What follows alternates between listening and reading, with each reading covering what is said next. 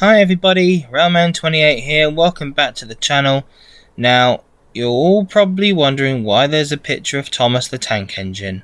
Well, he is 80 years old this year, and I thought, since I grew up with Thomas, I decided to tell you all a new Thomas story that I've written for myself, and others too. It'll help those with learning disabilities and autism, who are looking for employment. This is a story, well, based on me actually, my keen interest in trains and railways, and I'm celebrating Railway 200 as well. I've been to the Romney Hythe and Dymchurch Railway.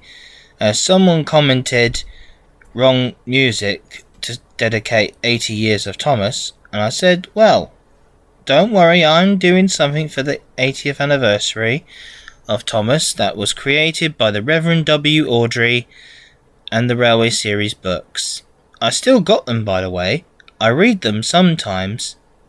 It helps cope with my mental health. And not only children can love Thomas the Tank Engine, but adults too. They tell Thomas stories and use the Thomas the Tank Engine theme tune. So, well, I feared I was going to get copyrighted, but why not? Go for it. So, in this story, this is called Thomas and the New Driver. It's based on a person with autism wanting to become an engine driver and wanting to jump to the footplate, who has a lifetime's experience working with steam engines. Like me, of course, I work with Clanline, and also Clanline is mentioned in the story as well, one of Rebecca's siblings. You'll hear it during the story.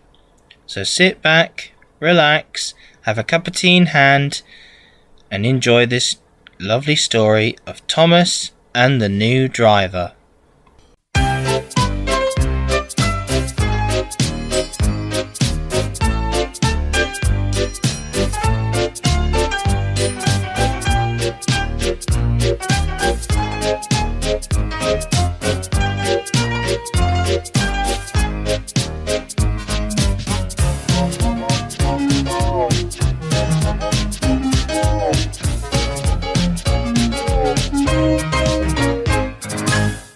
It was a beautiful sunny morning on the island of Sodor.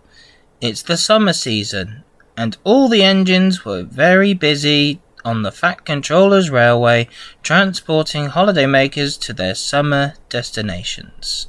Early one morning, Thomas was outside the shed, building up steam, ready for his work on the branch line, when the Fat Controller arrived. "Good morning, Thomas. I see you are preparing to work on your branch line today." Thomas smiled and said, "Yes, sir, I am determined to be a really useful engine," he said proudly, as the Fat Controller smiled again. "That's a good engine. Now I am here to tell you, Thomas, that the railway is going to be more inclusive to its workers. I have a new employee who has autism, and he is going to be your new driver today.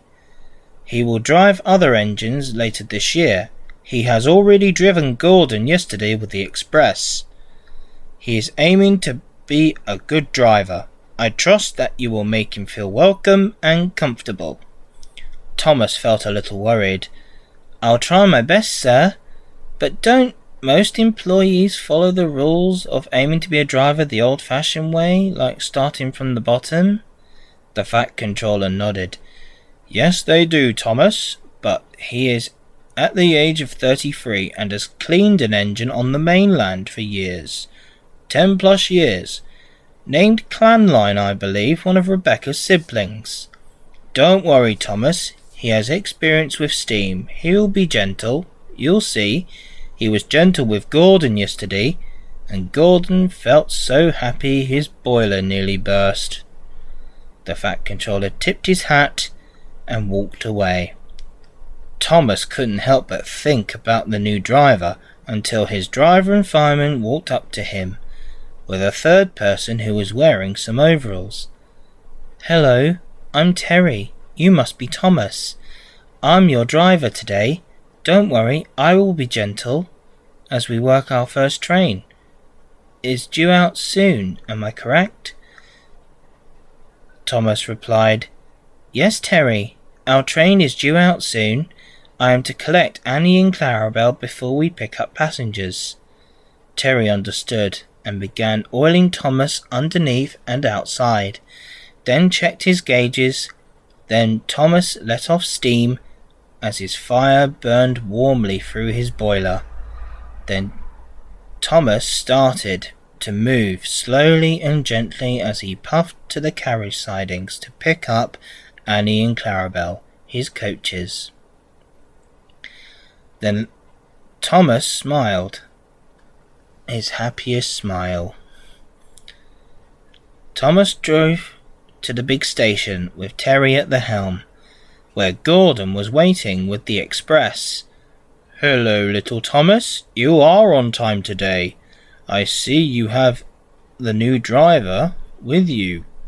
Yes, Gordon, replied Thomas. He has autism, and I am impressed by his knowledge on how to drive a steam engine like us. Gordon smiled. My driver told me about autistic people have special abilities to know about almost anything, and your driver drove me the other day on the express. We were on time. He is slowly progressing into an amazing railway man. He was gentle with me, knowing what maximum speed I can do, and kept me at that speed. Trust me, Thomas, you have a good driver on board, puffed Gordon, as the guard blew his whistle and Gordon set off. Then Thomas set off later. While Thomas was chuffing along the line, Thomas asked him, Terry, I understand you have autism. When did you get diagnosed? Terry answered honestly as he handled the regulator. Since I was 6 years old, Thomas. I never knew or understood at the time, until my teenage years. I felt like no one understood me, the way I talk or anything. Thomas felt sorry for Terry, as they both chatted together as they worked. Later that day, Thomas was resting on a siding after taking a stone train to the harbour from the quarry. He was having a nice rest until Diesel oiled up to him. Hello, Thomas. I see you have a new driver named Terry, am I right? Thomas replied, Yes, Diesel. He has been a good driver to me, and will always be a good driver. He might drive you sometime. Diesel replied, Oh no, Thomas. I do not want a driver who doesn't know what he is doing. My driver tells me that autistic people should work like any other driver, start from scratch despite his age. Is that referring to me or other autistic people, Diesel? said a voice, as Diesel jumped. Oh, Terry, I didn't see you there. Terry was red in the face and very cross. I am very disappointed in you, Diesel.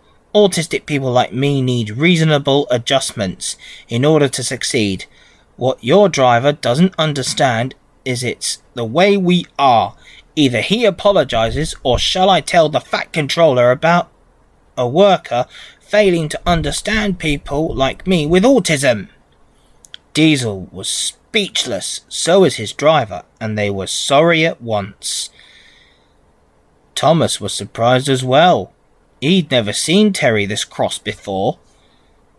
He calmed down and took Thomas to collect some trucks, then headed to the quarry, until they saw Diesel had broken down later in the day after collecting some heavy trucks that was meant for the branch line.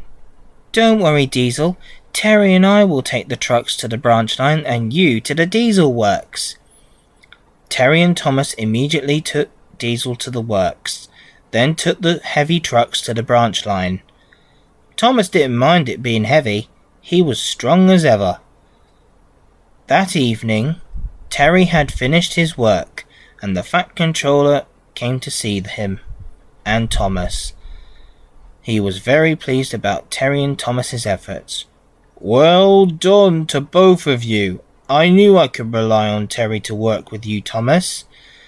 You both have proven today to be really responsible, reliable, and really useful. He said, and turned to Terry. Terry, I am pleased you had stood up for yourself on Diesel's driver, and Diesel as well. They are sorry for disrespecting you and others with autism. The National Autistic Society are pleased about employment for autistic people, autistic adults like you, Terry, working in other places other than railways, he said, and left to look for more railway candidates. The other engines were comfortable in having Terry drive them, including Diesel's too. I expect he will drive other trains. I know he will. Don't you?